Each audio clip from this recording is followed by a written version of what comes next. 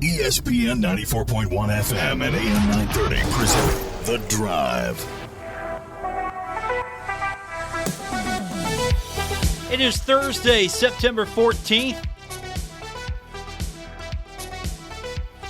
Your drive begins now on ESPN 94.1 and AM 930. I'm your host, Paul Swann. You can be a part of the program this hour by texting 304-396-TALK, 304-396-8255. Huntington High football coach Billy Seal is going to be my guest coming up later on, the second half of the show. Looking forward to catching up with him, talking about the Highlanders' upcoming match. They are on the air Friday right here on ESPN 94.1 and AM 930 as Huntington High taking on GW. So we'll get into that a little bit later on, but until then, we will open up the text line for you. Baseball action earlier today here on ESPN 94.1 and AM 930. It was the Pittsburgh Pirates getting the victory. Mitch Keller pitched 8 innings, allowing only 2 hits as the Pirates secured a 2-0 victory over the Washington Nationals on Thursday. Keller's performance included 7 strikeouts and just 1 walk, extending his recent record to 3-1 with a 3.07 ERA over his last 7 starts. Pirates face the Yankees tomorrow, 6:35, and of course the Tigers get the victory over the Reds, 8-2. Reds will face the Mets tomorrow, 7:10 p.m. We have got football action tonight. But first, before we can get into the football game, we've got the Coach Huff Show. That is coming up tonight. It's like the off-week show. So this is the recap show, talk a little bit about ECU show, not look too far ahead to, of course, Virginia Tech, as we've got to wait yet another week before that game happens. So we've got the Coach Huff Show coming up tonight, 7:05, and that'll be followed by Thursday night football. It's going to be the Vikings and the Eagles, and that game's going to be right here. We go on the air at 8 o'clock, right after the Coach Huff Show. Keep it right here. You won't miss a single minute of the game. So if you can't get to your TV, you got it right here. We got you covered. So looking forward to that. And, of course, we got football action this weekend as well. The Browns will be in action, taking on the Steelers. That's going to be the Monday night game, and we'll have that as well. But we've got the Bengals playing host to the Ravens on Sunday. 11:30 is going to be the airtime there. 1 o'clock will be kick. And it's going to be on both Cat Sports 93.3 and 1340, along with ESPN 94.1 and AM 930. And while we're talking about football, just for a second, kind of keep it theme-oriented here just for a minute, Aaron Rodgers issuing a statement yesterday on Instagram expressing his hope to be back with the Jets next year. So good news there, at least. He hopes to be back with the Jets, so he's not out just yet. I don't think he's going to go, I'm done. I'm just going to call it. I think he's going to try to at least play at least a season or 2 with the Jets. I mean, disappointing. If you're a New York Jets fan, that's got to be super disappointing. I don't hate Aaron Rodgers. I'm not an Aaron Rodgers guy, but I don't dislike Aaron Rodgers. But I hate that for him as well because, he's one of the premier quarterbacks in the league, and, of course, he's going to go down as a Hall of Famer. Nobody compares to the career of Tom Brady, but as individual performances go, Aaron Rodgers is right up there with anybody. He is a quarterback that when he was healthy, and when he is healthy, you definitely want him on your side. Speaking of healthy, I hope that Joe Burrow is fully back for Game 2 against the Ravens. I was not happy with the game against the Browns. I almost felt like they should have just maybe held him out, made sure that he was ready to go, not rushing back. And the Bengals are used to these slow starts. Always something as far as preseason is concerned. Always something there. And I know safety and health issues are going to be a little bit more in the forefront, especially with Aaron Rodgers and the whole turf issue. Can you imagine that there are stadiums that there are reasons why there are turf there. Turf is easier to maintain. Turf allows your facility to be a multi-purpose facility.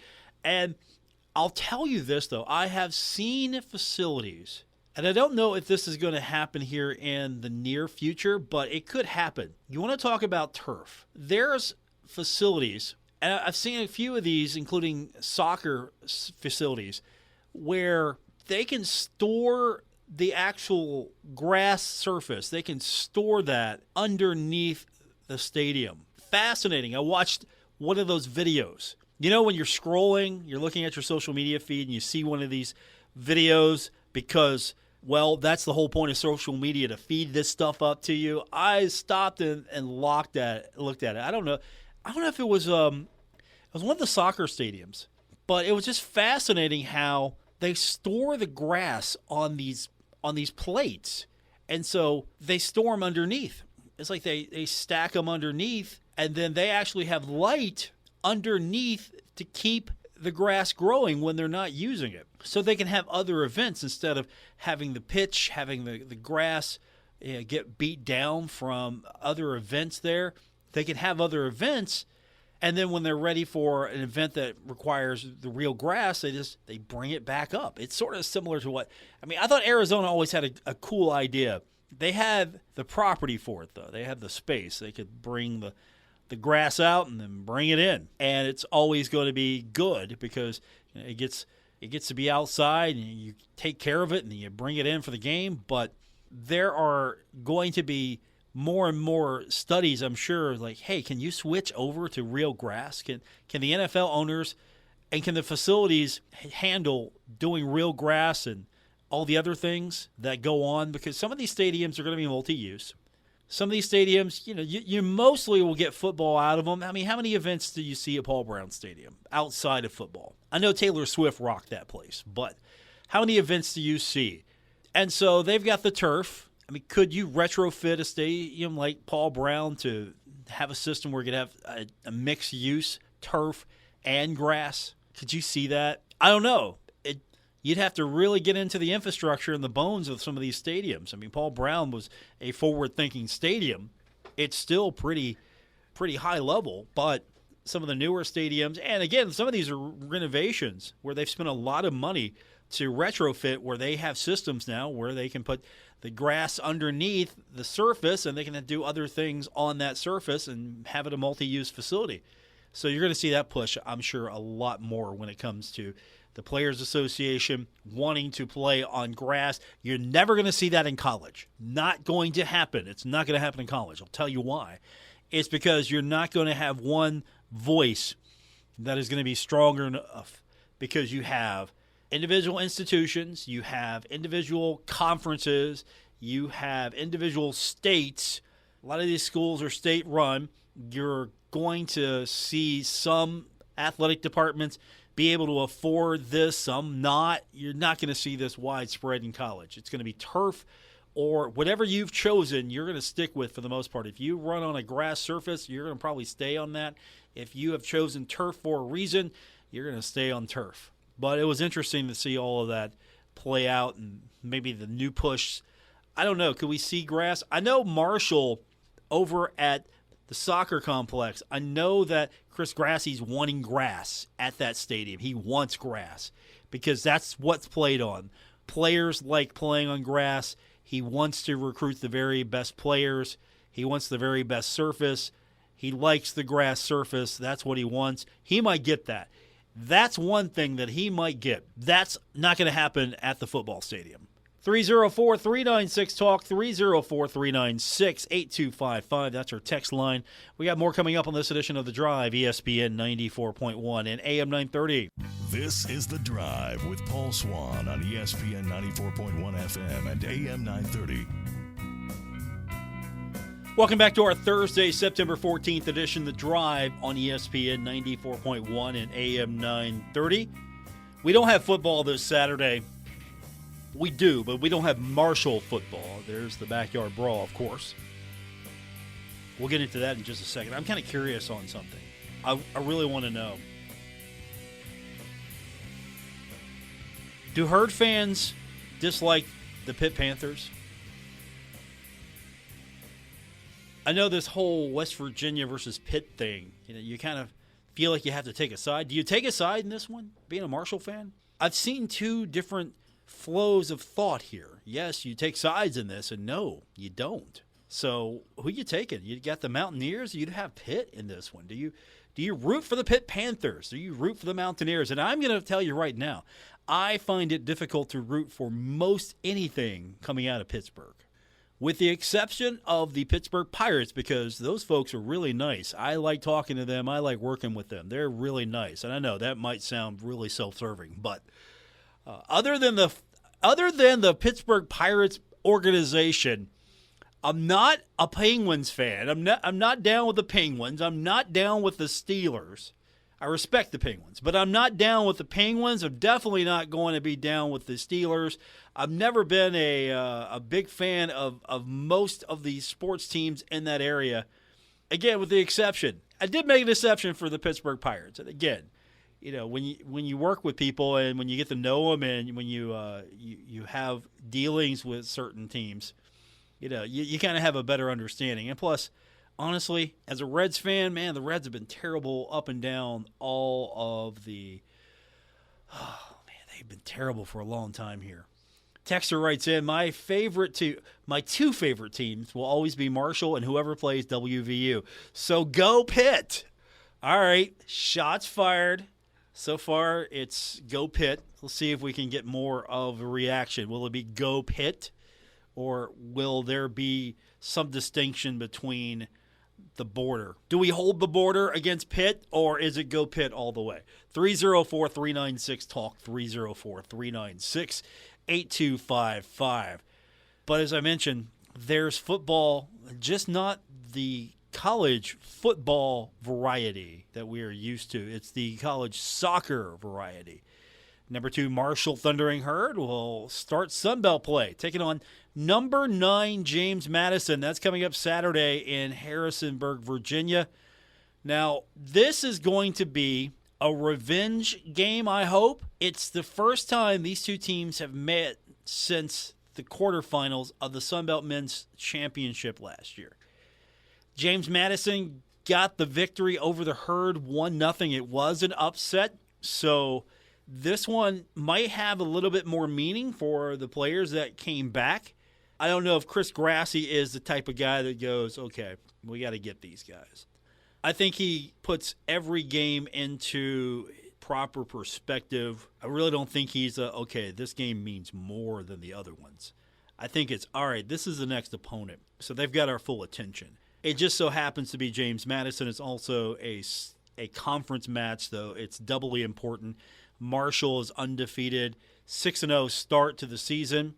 How crazy is it? The Sun Belt has not only one, but 2 top 10 showdowns. That's the crazy thing here. So Marshall taking on number 9 James Madison. Top 10 matchup right there. And then you have number 4 West Virginia and number 5 UCF.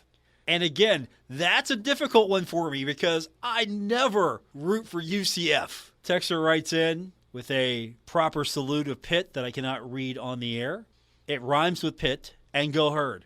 I don't like WVU either, but I can't root for Pitt. Okay, so we're split right now.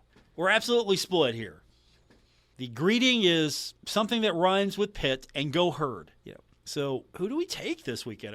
If we're watching this thing, now we can't sit there and just not have a desired outcome.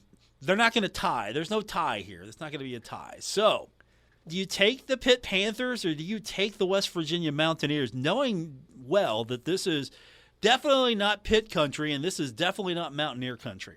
304-396-TALK, 304-396-8255. Same thing for me here. It's almost the same when I look at the soccer matchup between the Mountaineers and UCF. That's the thing. Ultimately, Marshall's got to play them both. West Virginia's 4th, UCF is 5. It should be fun. It definitely should be fun. The Mountaineers have got a really good defense, and UCF really strong offensively, so we're going to see which one gives. But back to Marshall, taking on James Madison. Marshall, one of the leaders in this. Tell me, how crazy is this? Marshall's just one of 5 undefeated teams still. Stanford's number 1, they're undefeated. 13th ranked Marquette, West Virginia undefeated as well. So those are some of the schools that are still undefeated. And Marshall has been doing it with offense. They're averaging almost 4 goals a game, 3.67. It includes 22 goals, 23 assists, and 67 points. They are at the top of the national rankings here. They are among the leaders in college soccer and you're getting a lot of offense from Marco Silva, Matthew Bell. Silva 7 goals this season, tying for first place nationally. And how insane is it that Marshall, by virtue of Marshall being in this conference, by virtue of bringing the better teams from Conference USA over, Kentucky as an example, West Virginia coming in after playing in the MAC, and really that was not a good fit. The MAC was not the place for the Mountaineers. They got hosed in the MAC. So they come over to Conference USA, and then Conference USA falls apart. So now they go into the Sun Belt with Marshall. Then you bring in UCF, and it just makes sense. UCF going into a situation where there's no men's soccer for them. They have to be an affiliate, and the Sun Belt was the best choice for them. 304-396-TALK, 304-396-8255. So we're asking, who do you have in the West Virginia Pitt matchup? Do you hold the line and say no to Pitt, or will you side this one time? As a Marshall fan, do you take the Mountaineers over Pitt? Do you root for the Mountaineers over Pitt because it's Pitt? Or you just don't care? You'll take the Pitt Panthers. 304-396-TALK, 304-396-8255. Coming up on the other side of the break, we're going to talk to the head coach of the Huntington Highlanders, Billy Seals. He is going to get us caught up on everything that's happening this weekend with his squad. They are going to be in action taking on GW. GW seems to be a much improved team. We're going to find out how improved they are when we continue, when we hear from the head coach himself, Billy Seals. And your text coming in, 304-396-TALK, 304-396-8255. This is The Drive on ESPN 94.1 and AM 930. This is The Drive with Paul Swann on ESPN 94.1 FM and AM 930. Welcome back to our Thursday edition of The Drive here on ESPN 94.1 and AM 930. Coming up tomorrow, we're going to have the video stream available on all of our Kindred Communications Facebook pages and websites, and, of course, the radio broadcast right here on ESPN 94.1 and AM 930. It's Huntington High playing host to George Washington. 7:30 is going to be first kick. We've got the head coach of the defending state champion Huntington Highlanders with us now, Billy Seals. How you doing, sir? It's been a couple of weeks. Yeah, doing okay, Paul. How are you doing? I'm well. I'm excited. We got a really good game coming up between you and your squad and George Washington.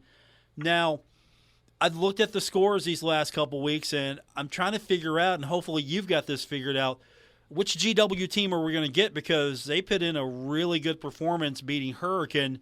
And Hurricane, they're one of the best teams in the state of West Virginia, so I know that got your attention. If not, they already had your attention, but I know that really maybe perked you up a little bit even more. Well, absolutely. You know what kind of program GW is, traditional playoff contender, and, in the playoffs about every year. And, they got a tough 4-game stretch here to start the season. Played a really good Cabell Midland team and played a really good Ashland team and, made some adjustments and obviously played really, really well last week against Hurricane. So, they've had our attention since we finished with South Charleston a couple weeks ago. Was there anything that maybe stood out? I mean, you've got the off week, so I know you're focusing on your team and then the opponent, but did you have to maybe make any major adjustments to what you were doing or thinking, or pretty much this is already, you already had this scout. They just are playing a little different now. Yeah, they are. Scott Tinsley, who calls the offense, has done a really nice job over the years. And they've always got a really good quarterback.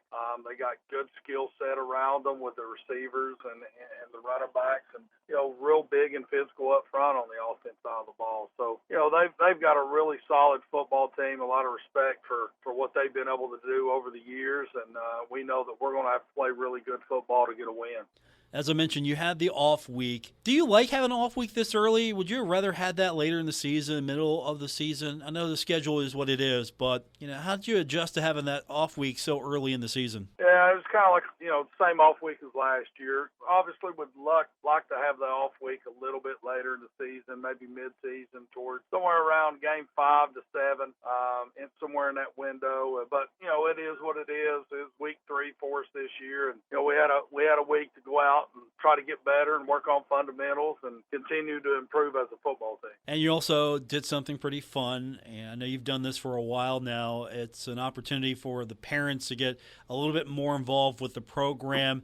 How fun is it to always see the moms get a chance to come out there and tackle their sons? Well, our parents enjoy that, and I know our kids enjoy it too. So, it's just something we do during the bye week to, have a little fun there at the end of the week. And, I think it brings our parents, get to see a little lighter side of ourselves as coaches, to have a little fun with them. And our kids, again, enjoy that a whole bunch as well. So it's something we'll continue to do, and I know our parents look forward to it every year. Billy Seals is with me, head coach of the Huntington Highlanders. The Highlanders will play host to George Washington.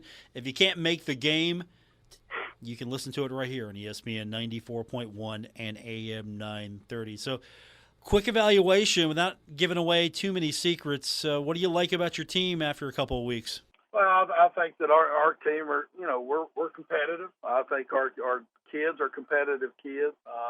The big thing that I think I'm the most impressed with is, they understand what the expectations are. And, it's kind of like today. We didn't have a real good day at practice day. And, they knew I was upset. And, we just got to have better days. We got a great week and a half here during the bye week. But today just wasn't real crisp today. And, we can't have days like that. So, we just got to continue to plug forward and continue to get better. When you look at your squad, do you think, just going back a couple of weeks ago, do you think that just the fact that you had the opportunity, even though you didn't like the way it turned out, to see so many of your squad members get a chance to get on the field a few weeks ago, when you basically put the first teamers down, brought the second teamers out, the third teamers out, and you get a chance to see those kids. I know you didn't plan it that way, but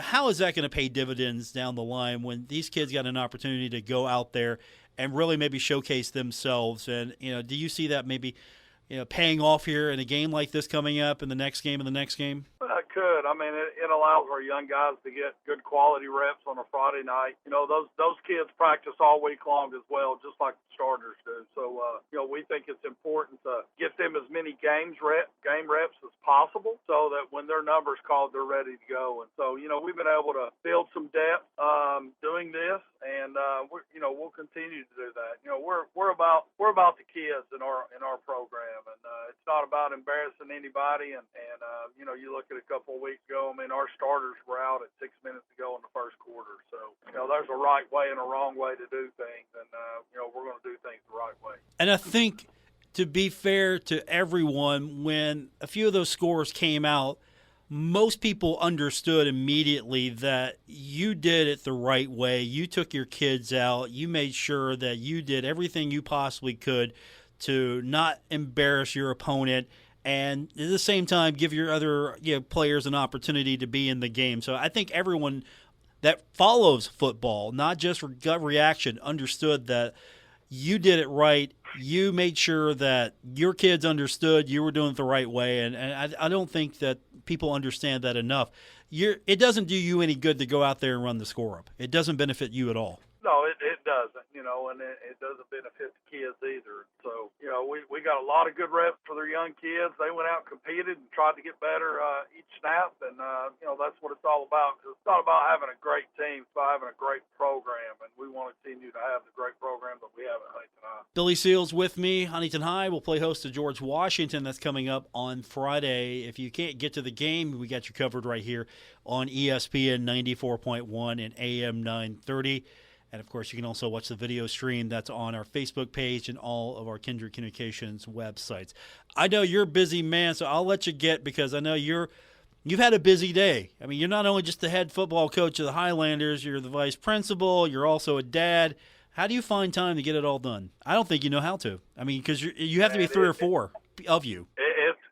It's tough, to be honest with you, but I enjoy every minute of it. Enjoy being around our kids at school. Right now I'm traveling to see my youngest son play football. So, it's a busy time, but there's going to be a time in our life where we sit back and we don't have games to go to and things like that. So I'm going to enjoy every minute of it. And, good Lord's blessed me with a good place to be, and just looking forward to continuing to do it. Good luck tomorrow, and we'll talk to you soon. Thanks, Billy. Yes, sir. Thanks, Paul. Billy Seals, head coach of the Huntington Highlanders, taking on George Washington coming up on Friday. We've got the game right here on ESPN 94.1 and AM 930. More coming up, including your text, 304-396-TALK, 304-396-8255.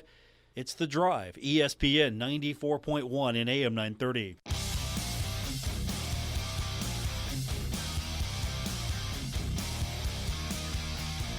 This is The Drive with Paul Swann on ESPN 94.1 FM and AM 930. Welcome back to our Thursday edition of The Drive on ESPN 94.1 and AM 930. Our text line is open. It's 304-396-TALK, 304-396-8255. Our long national nightmare is almost over as we are almost out of this bye week. The Thundering Herd. Almost there. Almost over. We can get back to talking football about the Thundering Herd, about a game next week. Until then, we will talk to you at 304-396-TALK. That's the text line. One of the things we've been talking about is who do you pick? Are you watching the Backyard Brawl this weekend? If you're a Herd fan, if you are looking for something to entertain yourself, you so happen to want to keep an eye on the Backyard Brawl between West Virginia and Pitt, which honestly, all kidding aside, I think it's one of the best college football rivalries out there. Always been one of those big games. And love or hate Pitt, love or hate West Virginia, it's a great college football rivalry. Should have never been taken off the schedule. That's what realignment does sometimes. You get great games that make sense taken off the schedule because it doesn't align with your new conference affiliation. And of course, West Virginia getting into the Big 12, trying to escape what was then a sinking football ship, the Big East, which I like the Big East. Television rules, and now look what we've got here. The Pac-12 is about ready to bite the dust. You have a super Big 12. You have a super Big 10. You have an SEC that's kind of, believe it or not, the SEC I think is coming down just a little bit here. The SEC's come down to reality. It might not just be the overall Goliath of college football. There might be just enough parity now to make it interesting here, which is good for us. Bad for the SEC, good for us. And of course, there's the Big Ten as well. And the thing here about the Big Ten is, did you see the TV ratings? I don't know if you follow that, but NBC's game barely beat the CW. And of course, there's nothing like the marquee matchups in the Big Ten, but I don't know if this conference realignment is really going to pay the dividends for some of these networks because there's some of these matchups. I mean, you're adding numbers to add numbers. But if you're looking for big-time television dollars and you're the big networks here, of course, what's going to top Alabama or Ohio State or Michigan? I mean, there are certain brands, and then there are other brands that are, okay, they're good, but they're not going to be – everybody's not going to tune in. But they're still good games. But I think we've lost a lot of good games for bad matchups because, again, we're losing the geographical sense of conferences. So interesting, to say the least. But I'm a fan of the Backyard Brawl. I just don't know. I don't know if I'm taking Pitt or rooting for the Mountaineers. Some of you would point out that I should take the Mountaineers side in this. Others of you have no idea whatsoever about that. None. Don't want a piece of that. So we'll take your thoughts. 304-396-TALK. 304-396-8255. Am I a Colorado fan this week or am I a Colorado State fan this week? So right now, the poster child of college football is Coach Deion Sanders, Coach Prime. And Coach Prime likes to wear his hat. Coach Prime likes to wear his shades. Coach Prime is doing things the Coach Prime way. And it's working. You know why? Because the kids, the recruits, they're buying in. They're all in on it. Long gone are the old, stodgy, old school, by-the-book football coaches. Old school, by the book. You've got a younger generation. Honestly, you look at some of the coaches of years past and try to compare them to, say, Coach Huff, just in personality and character. And this isn't a comment or a criticism of any previous coach. It's different. It's different. There's a different energy. And then, of course, Coach Prime comes in and jacks it up 20, not even 11. he jacks it up 20. And so now Colorado's got Colorado State. And Colorado State head coach Jay Norvell basically chose violence. Seriously, he chose violence. He woke up and decided to choose violence. And he said on his show, all coaches have a show. We have one for Coach Huff. That's coming up tonight, 7 o'clock, right here on ESPN 94.1 and AM 930. But Coach chose violence. So now there's a beef between Colorado and Colorado State that wasn't there before because Jay Norvell said, quote, I said it on ESPN today, and I don't care if they hear it in Boulder. I told them I took my hat off. I took my glasses off. I said when I talk to grown-ups, I take my hat and my glasses off. Well, that's a shot at Deion Sanders. When I talk to grown-ups, I take my hat and glasses off. That's what my mother taught me. So shots are fired, and you know what's going to happen now.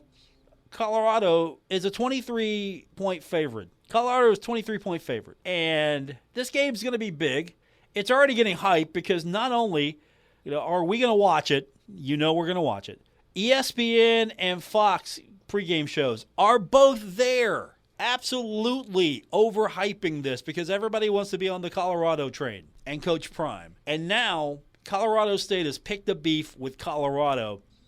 I mean, that's the thing. You listen to coaches' shows, and coaches are basically, they're reserved in a sense. Now, they'll touch on things now and then that they're pretty passionate about, but they're reserved for the most part. They're measured. You're not going to hear Coach Huff say a single disrespectful word about East Carolina. You're not going to hear him say a single disrespectful word about Virginia Tech or any of his opponents. He's not going to do it. Absolutely none. If he does, I'm going to be shocked. But he's not going to do it because he doesn't want to draw attention.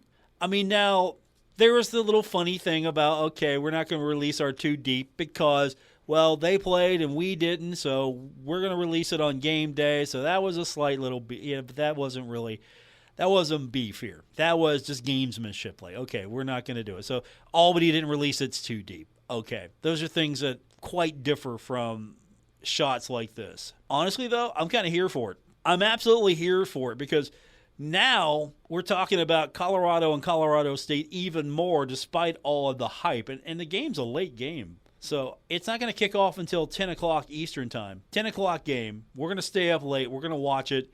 And we're going to see if Coach Prime basically blows them out, if it's a tight game, or Colorado State gets an upset. I don't know which. But we might see this more and more. I don't want to say coaching has become, dare I say it, we're getting closer to WWE levels here, where coaches are cutting promos. I mean, that's basically what happened here. Jay Norvell cut a promo. And if you're not familiar with the term, in wrestling, a combatant, a wrestler, will come out and he will say things to generate interest between the matchup or the rivalry. He will cut a promo. And usually he's saying or she is saying something about the opponent, taking shots. And then the opponent will respond with their promo. Dusty Rhodes was a master of cutting the promo. Hard times. Google Dusty Rhodes hard times if you're not familiar with the concept of cutting a promo. Watch the master class at work. And so that's what we're getting to now. We've got Deion Sanders responding because Jay Norvell decided to cut a promo. There was no need for that. There was no need to do that. That's the whole point of gamesmanship here. You don't want to give the opponent anything. Now, with that said, if you need stuff like this, if you need bulletin board material, you already lost.